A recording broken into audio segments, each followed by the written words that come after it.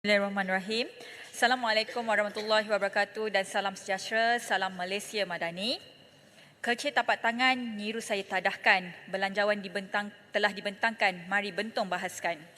Datuk Yang di-Pertua, sebelum meneruskan bicara, Bentong ingin mengucapkan syabas dan tahniah kepada seluruh pasukan Kementerian Kewangan Malaysia yang telah berhempas pulas mempersiapkan belanjawan Madani 2024. Saya percaya belanjawan Madani 2024 ini selaras dengan falsafah kerajaan untuk memperkasa rakyat dan mengangkat martabat negara ke tahap yang lebih tinggi. Pelaksanaan subsidi bersasar umpamanya adalah sejenis bentuk keadilan yang sebenar, yakni memberi bantuan kepada mereka yang benar-benar layak. Dalam pada kita menuju pertumbuhan ekonomi yang mampan, dalam erti kata menaikkan shilling, kerajaan juga tidak lupa untuk menaikkan lantai supaya manfaat ekonomi dapat dirasai oleh semua rakyat di setiap peringkat. Datuk Yang di-Pertua, belanjawan 2024 ini adalah belanjawan manusiawi. Ia mengambil kira pandangan dan suara dari segenap lapisan dan rakyat terutamanya untuk sektor tunggak dan penting seperti pendidikan dan kesihatan dengan penambahan peruntukan yang tinggi. Untuk itu, izinkan Bentong untuk turut menyampaikan hasrat rakyat supaya mendapat perhatian daripada kerajaan Madani melalui peruntukan di dalam belanjawan. Yang pertama, jalan di Bentong terutamanya Jalan Lama Kuala Lumpur Bentong berada dalam keadaan yang teruk, dipenuhi dengan kerosakan dan gelap kerana tiada lampu jalan. Walaupun Jalan Lama Kuala Lumpur ini adalah jalan alternatif yang diguna pakai oleh ramai pengguna jalan raya terutamanya pada waktu perayaan dan cuti sekolah. Selain risiko kemalangan, risiko tanah runtuh juga amatlah tinggi di saat jika berlakunya cuaca buruk dan sebagainya. Melalui belanjawan, kerajaan telah pun memperuntukkan sebanyak RM100 juta untuk selenggara lampu termasuk menggantikannya kepada jenis LED dan RM563 juta untuk pembaikan cerun seluruh negara termasuk pemantauan dan amaran awal lebih 2,000 cerun yang berisiko tinggi. Oleh itu, Bentong berharap agar Jalan Lama Kuala Lumpur Bentong ini turut dimasukkan dalam perancangan ini. Kalau kita lihat mengenai isu lampu jalan, di Lebuh Raya Karak khususnya, kita boleh lihat selepas terowong Genting Sempah, kita melihat daripada Genting Sempah sehingga ke Bukit Tinggi, laluannya sangat gelap dengan laluan tersebut gelap serta amat berbahaya dan kerap berlaku kemalangan di situ. Jadi saya mohon kepada pihak kementerian, kepada pihak Lebuh Raya Malaysia juga supaya meminta kepada pihak yang menjaga Lebuh Raya Karak tersebut supaya memasang lampu-lampu jalan di sekitar daripada Genting Sempah hingga ke Bukit Tinggi dan kawasan-kawasan yang kerap berlaku kemalangan di kawasan Lebuh Raya Karak. Datuk Yang di-Pertua, selain itu juga saya ingin memohon supaya pembinaan projek Lebuh Raya Lingkaran Tengah Utama Fasa 6 iaitu menghubungkan Bentong dan Simpang Pelangai dipercepatkan. Ini kerana keadaan jalan lama Kuala Pilah Karak sudah semakin teruk, malah gelap serta berliku-liku, sangat berisiko untuk kemalangan. Dan saya percaya ramai ahli-ahli dewan di dalam dewan ini yang berkempen sewaktu pilihan raya di Pelangai tempoh hari telah melalui jalan tersebut dan mengalami keadaan apa yang saya katakan tadi. Oleh itu saya mohon kepada kerajaan perpaduan ini supaya menyegerakan segera pembinaan lingkaran tengah Lebuh Raya ini supaya ia dapat menamatkan penderitaan warga Pelangai yang bagi memudahkan mereka supaya mudah mereka nak ke Bentong dalam masa tempoh yang singkat, kalau tidak diambil masa sehingga 1 hingga 2 jam dari Pelangai ke Bentong. Datuk Yang di-Pertua, selain itu ingin saya ceritakan juga mengenai isu yang tersedang hangat pada ketika ini iaitu isu pembinaan tol di Genting Highlands yang sedang dibuat di Gotong Jaya di bawah Genting Berhad.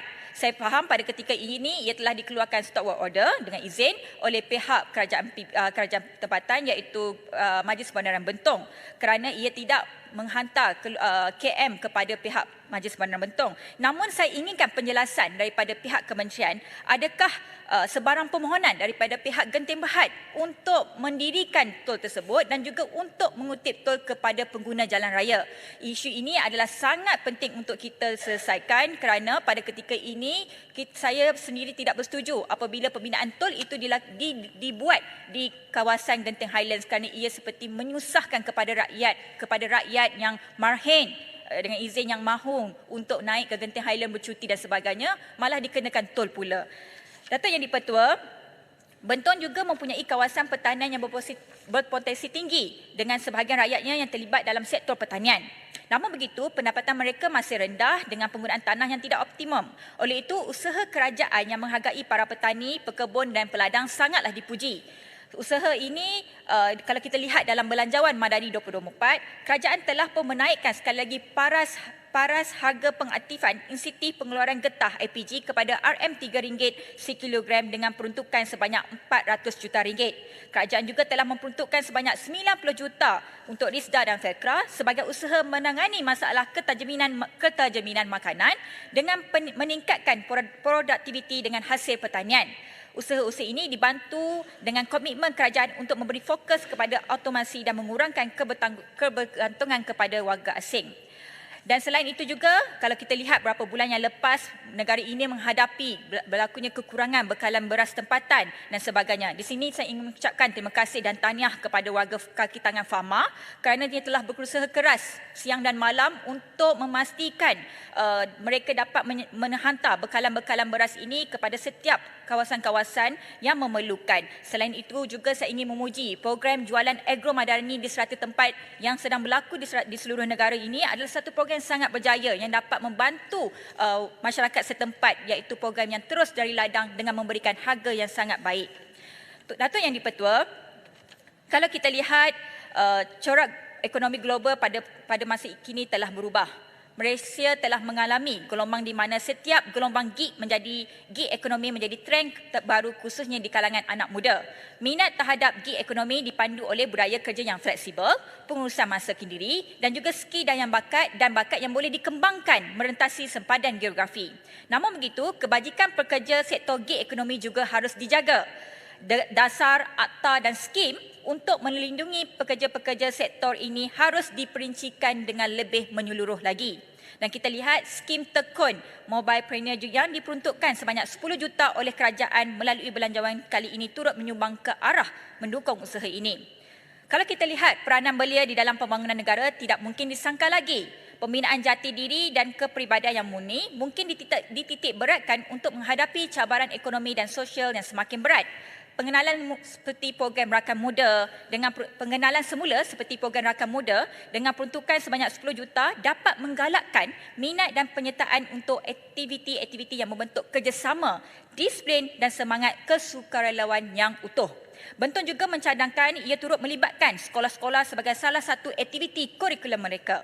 Ini selaras dengan pengenalan semula PLKN yang mungkin akan dikenalkan semula mewajibkan pelajar selepas SPM ataupun berumur 17 tahun untuk mengikuti modul kenegaraan dan asas ketenteraan bagi mengukuhkan asas rohani dan jasmani mereka. Modul PLKN yang menghimpunkan anak-anak muda di satu tempat, bersusah payah dan bekerjasama, berjuang bersama dapat memupuk semula semangat perpaduan kaum serta semangat setiakawan sebagai sebuah rakyat yang patriotik. Dalam mengangkat martabat belia negara ini, Bentong juga turut memuji dan mendukung dasar kerajaan yang menghadkan yuran pendaftaran masuk ke universiti awam supaya tidak melebihi RM1,500. Ini sudah pasti dapat meringankan beban para pelajar dan keluarga yang datang daripada keluarga susah dan yang mahu melanjutkan pelajaran ke IPTA. Kerana di Bentong, acap kali juga kita menerima permohonan bantuan-bantuan untuk menyambung pelajaran dan ini adalah salah satu perkara yang sangat positif dan baik. Datuk Yang di-Pertua, lebih daripada 50 buah negara mempunyai sekurang-kurangnya satu badan khusus pemantauan hak asasi kanak-kanak. Populasi kanak-kanak di Malaysia adalah 9.19 juta, iaitu hampir 30% daripada jumlah penduduk Malaysia. Saya juga difahamkan kerajaan secara prinsip telah bersetuju untuk menubuhkan Suruhanjaya Kanak-Kanak, iaitu suatu badan yang bebas yang dapat memantau dan memelihara hak kanak-kanak di Malaysia.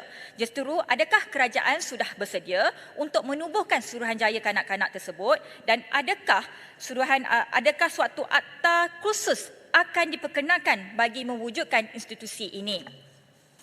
Datuk Yang di-Pertua, Bentong juga menyambut baik usaha kerajaan untuk memperkenalkan pasukan petugas khas reformasi sektor awam STAR yang bertanggungjawab memantau projek menyelenggara kuartus kerajaan bernilai 2.4 bilion supaya dilaksanakan dengan cepat. Ini kerana di Bentong sendiri banyak kuartus guru dan polis yang memerlukan kerja-kerja baik pulih dan penyelenggaraan yang segera, malah di kawasan klinik-klinik kesihatan.